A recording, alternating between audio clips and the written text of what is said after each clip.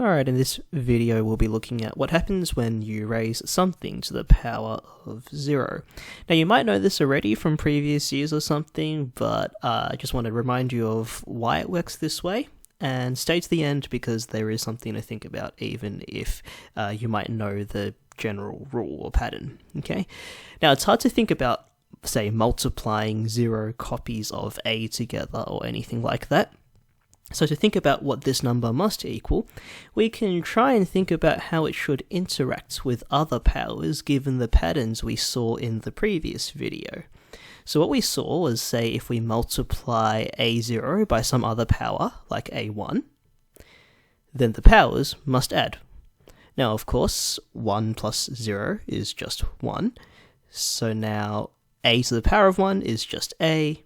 The 0 power is a thing we're trying to work out, and the other A1 on the right hand side is of course just A as well.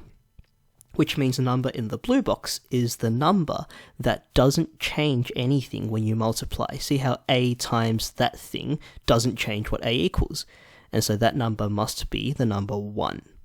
And so that means A to the power 0 must be 1.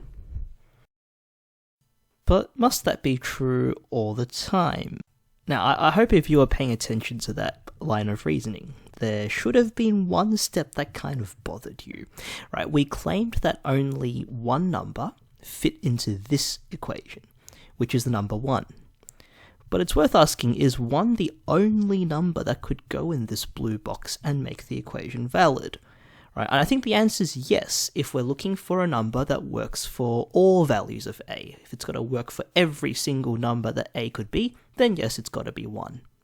Okay, so in general, we will say that A to the power of 0 is 1, and we won't really worry about any exceptional cases, right? But there might be some cases, right, where the blue box number does not need to be 1, right? So you want to think about for which values of A, right, does that blue box number not necessarily need to be 1?